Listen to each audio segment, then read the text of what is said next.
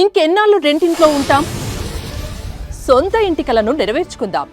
Suman TV biggest property expo October 18th, 19th HSCC Novotel Hyderabad. ఇప్పుడే free entry కోసం call చేయండి.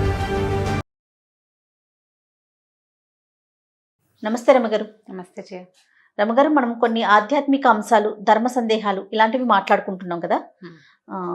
ఇది ఆధ్యాత్మిక విషయం కాకపోయి ఉండొచ్చు, బట్ ఒక సందేహం ఏంటంటే బీరువాలో ఏ వస్తువులు పెట్టుకోవాలి, ఏ వస్తువులు పెట్టుకోకూడదు, ఇది ఒకటి. చాలా వరకు నేను ఒక విషయం విన్నాను, బీరువా మీద బరువు పెట్టకూడదు అంటారు అనేది నేను విన్నా. ఇది కరెక్టేనా రమ్మగారు? జనరల్గా ఇది వాస్తులోకి వస్తుంది. వాస్తు అంటే పూర్తి వాస్తు కాదు, కానీ వాస్తు కొంచెం రిలేటెడ్గా ఉండే బీరువాలో ఏం పెట్టుకోవాలంటే సాధారణంగా డబ్బులు, బంగారం, బట్టలు, రోజువారీ బీరువా తీయకుండా ఉండే విధానం కూడా మంచిదే. ఈ బట్టలు అవి పెట్టేటప్పుడు ఏం చేస్తాం, పట్టు చీరలు, పట్టు బట్టలు, బయట కట్టుకెళ్ళే బట్టలు అలాంటివి పెడతాం కదా. దానికి కొంచెం లాకర్లు ఏవో ఏర్పరచుకుంటాం బీరువాలు. జనరల్గా అలా ఉంటాయి కదా, ఒక డ్రావరు, ఒక తలుపు తీసి పెట్టుకునేది, దానికి లోపల ఇంకో చిన్న సొరుగు అలాంటివి కూడా ఉంచుకుంటాం, వాల్యుబుల్స్ అవి దాచిపెట్టుకోవటానికి. అయితే బీరువాలలో ఇనప వస్తువులు పెట్టకూడదు. మనం అక్కడ దాచే వస్తువు ఏంటంటే ప్రీషియస్ విషయం కదా, ఖరీదైనది, గోప్యంగా విలువైనవి అలాంటి పెట్టేటప్పుడు ఇనప వస్తువులు ఏవి పెట్టద్దు బీరువాలో. తర్వాత ఎలక్ట్రానిక్ గూడ్స్ పెట్టద్దు. లాకర్ కీసు, ఇంటివి స్పేర్ తాళాలు, వెహికల్స్వి స్పేర్ తాళాలు అలాంటివి బీరువాలో పెట్టకూడదు అని చెప్తారు. సహజంగా చేసేస్తూ ఉంటాం, ఈ పని చేస్తాం. అవి జాగ్రత్తగా పెట్టుకోవటం కోసం వాటికి ఇంకా మనం ఏం చేయొచ్చు అంటే, మామూలు మనకి ఇంకా బీరువా కాకుండా బట్టలకి ఇంకా ర్యాకులు ఉంటే అందులో ఏదైనా చిన్న బాక్సులు ఉంచుకుని, విజిబుల్గా కనపడనివి బాక్సులు, ఆ బాక్స్లోనో ఒక పాత సూట్ కేసులోనో పెట్టుకుంటే పైన ఎక్కడైనా పెట్టుకోండి. ఇందులో పెట్టద్దు. ఎలక్ట్రానిక్ గూడ్స్ అవి ఏవి ఇందులో పెట్టద్దు. బీరువాలో మనం పెట్టుకోవాల్సినవి ఆస్తి సంబంధించిన కాగితాలు, పొలాలు, అవి ఇవి, దస్తావేజులు, అప్పు మనం ఇచ్చింది కానీ పుచ్చుకున్నది కానీ ఆ దస్తావేజులు, ఆ తర్వాత ఏమో దాన్ని ఏమంటారు, బ్యాంక్ పాస్బుక్లు, చెక్ బుక్స్ అట్లాంటివి. అంటే దానివల్ల మనకి డబ్బు వచ్చేది కానీ వెళ్ళేది కానీ అయిన విషయాన్ని బీరువాలో పెట్టుకోండి. బీరువా సింపుల్గా చెప్పాలంటే బీరువా అనగానే మన తాలూకు లక్ష్మీ స్థానం, ధనస్థానం, అంతే కదా. అవునండి. ఈ బీరువా లోపల ఈ హ్యాండిల్ ఉన్నది, ఇది లాగడానికి ఉంటుంది కదా, దానికి ఒక చిన్న పసుపు రాసి బొట్టు పెట్టుకుంటే ఇది ఏంటంటే ఇవన్నీ మనకి ఒక పాజిటివ్ థింగ్స్. బొట్టే పెట్టుకోవాలా, మేము బొట్టు పెట్టుకునే వాళ్ళం కాదు, మేమేం చెయ్యాలి, ఇలాంటివి ప్రశ్నలు బోల్డ్ అని వస్తాయి. అవి పెట్టుకోగలిగిన వాళ్ళు బొట్టు పెట్టుకోండి. ఆసక్తి ఉంది, అలవాటు లేకపోయినా ఆసక్తి ఉందనుకోండి, పెట్టుకోవచ్చు. నష్టం అయితే లేదు కదా. ఎవరైనా ఒక ఇష్ట దైవంది ఒక ఫోటో లోపల అంటించి పెట్టుకోండి. సహజంగా మనం లోపల ఉన్న లాకర్కి లక్ష్మీదేవిది పెట్టుకుంటారు, లక్ష్మీదేవిది పెట్టుకుంటారు. నమ్మకం ఉన్న వాళ్ళు చిన్న వినాయకుడి విగ్రహం కూడా పెట్టుకోవచ్చు బీరువాలో. స్థిరంగా ఉంటుంది బీరువాలో ఉన్న సంపద అని. ఒకవేళ మీకు అప్పులు ఎక్కువ ఉండి అప్పు కాగితాలు కనుక బీరువాలు ఉంటే అప్పుడు వినాయకుడిని పెట్టుకోబోకండి, అవి కూడా స్థిరంగా ఉండిపోతాయి. అప్పులు ఎక్కువగా ఉంటే అప్పుల కాగితాలు బీరువాలో పెట్టకుండా సంపద వృద్ధి పొందే అవకాశం ఉన్న వాటిని, షేర్స్, తర్వాత ఏమో ఎల్ఐసీలు అవి కట్టుకుంటాం, చాలా ఉన్నాయి, పాలసీలు అవి ఉంటాయి. ఆ తర్వాత ఏమో అన్ని బ్యాంక్ పేపర్లు అన్నీ కూడా బీరువాలో పెట్టుకోవచ్చు. అయితే మనం శ్రద్ధ వహించవలసిన 2 ప్రధానమైన విషయాలు ఏంటంటే, బీరువా మీద బరువులు పెట్టకూడదు అని చెప్తారు. ఇనప వస్తువు పెట్టకూడదు. అట్టపెట్టెలు పెట్టచ్చు, పాత బట్టలు అట్టపెట్టెలు పెట్టబోకండి. ఏదైనా బాక్స్ ఖాళీగా ఉంది, కార్టన్, ఆ కార్టన్ ఎత్తి బీరువా మీద పెట్టుకోవచ్చు. కానీ ఐరన్వి వేరే బల్లలు ఏమైనా, టేబుల్స్, కుర్చీలు పాడైపోయినవి, పాత పడిపోయినవి వాటిని బీరువా మీద ఎక్కించద్దు. పక్క దుప్పట్లు, బీరువా కొంచెం ఎత్తుగా ఉంది కదా అని బీరువాల మీద పెట్టద్దు. అన్ని బీరువాల మీద అని నేను లెక్క చెప్పడం లేదు. మనం ఎందులో అయితే మన పట్టు బట్టలు అంటే ఖరీదైన బట్టలు, మన పెళ్లి నాటివి వస్తువులు, వెండి సామాన్లు, బంగారపు సామాన్లు, డబ్బులు, ఈ బ్యాంకు కాగితాలు, ఆస్తివి పెట్టుకుంటామో దాని మీద మాత్రం పక్క దుప్పట్లు, పాత బట్టలు అవి పెట్టబోకండి. ఇనుప వస్తువులు పెట్టద్దు.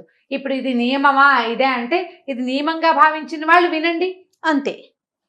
మీకు నచ్చుబాటుగా ఉంటే, ఇది నచ్చితే ఫాలో అవుతాము, నచ్చకపోతే ఇక ఫాలో అయ్యేదే లేదు, అసలు ప్రశ్నే లేదు. ఇక దాని మీద ఇదేనా అని ప్రశ్నించి ప్రయోజనం ఏం లేదు. ఇది నమ్మే వాళ్ళ కోసమే ఇలాంటి వ్యవహారం, అంతే.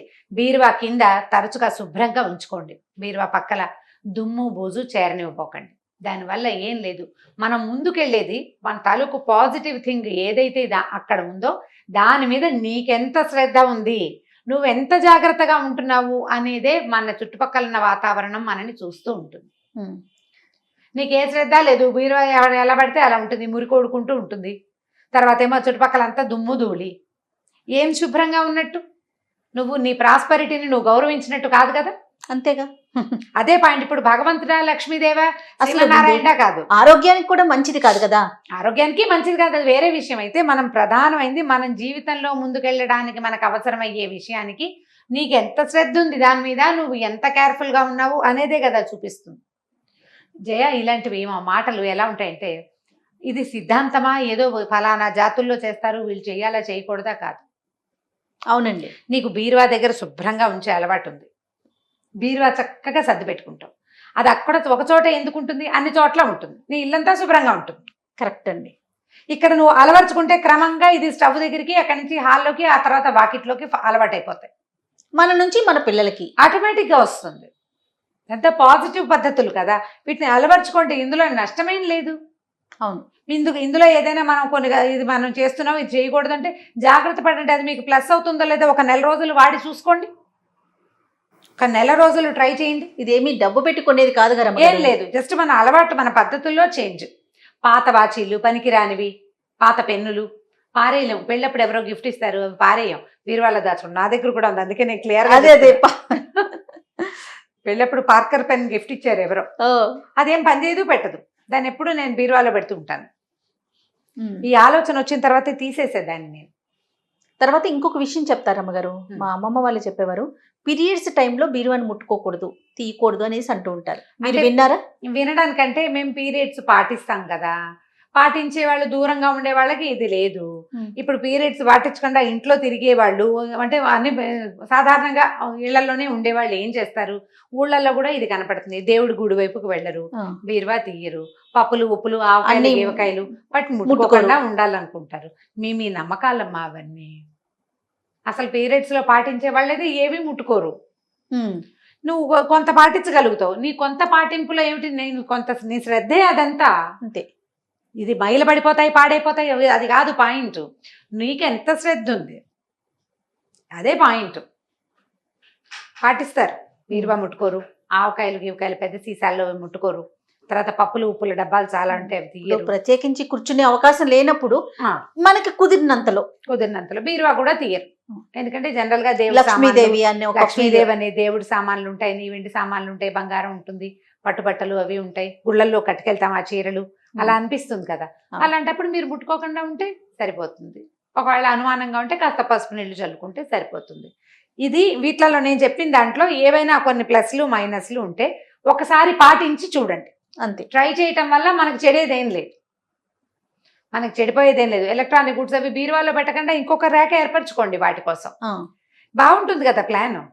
ఎలక్ట్రానిక్ గుడ్స్ అన్ని ఒక చోట ఉంటాయి చక్కగా. లాకర్ కీసు గీకర్ కీసు ఉంటే అవన్నిటి కూడా ఒక చిన్న చిన్న చెక్క బాక్సులు లాంటివి ఏమైనా ఏర్పరచుకొని వేరే రేఖల్లో ఇంకో పక్కన గుర్తుగా పెట్టుకోండి. ఎవరాయిగా లేకుండా జ్ఞాపకంగా ఉంటాయి. వస్తువు కరెక్ట్గా దానికి ఒక ప్రత్యేకమైన ప్లేస్ ఉంటుంది. దీంట్లో ఇవి పెట్టద్దు అని ఏదో పెద్దల నాటి నుంచి వచ్చిన అలవాట్లు.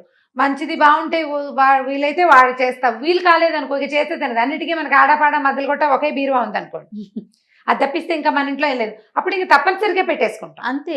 అవకాశం ఉంటే చెయ్యండి, సాగినంత వరకు సాగించుకోవటమే. అంతే కదా. అవకాశం ఉంటే చేసుకోండి, చూడండి దీనివల్ల మనకి ఏదైనా ప్లస్ అయిందా అనేది గమనించారనుకోండి. ఇది ప్లస్ అని మీకు అర్థమైతే ఆటోమేటిక్గా మీరు దాన్ని అలవర్చుకుంటారు. అంతే. ఓకే రమ్మ గారు, ఇంకొక టాపిక్తో కలుద్దాం మళ్ళీ. నమస్తే అండి. నమస్తే జయ. ఈ వీడియో కనుక మీకు నచ్చినట్లయితే లైక్ చేయండి, షేర్ చేయండి. మరిన్ని ఇంట్రెస్టింగ్ వీడియోస్ కోసం మా ఛానల్ని సబ్స్క్రైబ్ చేసుకోండి.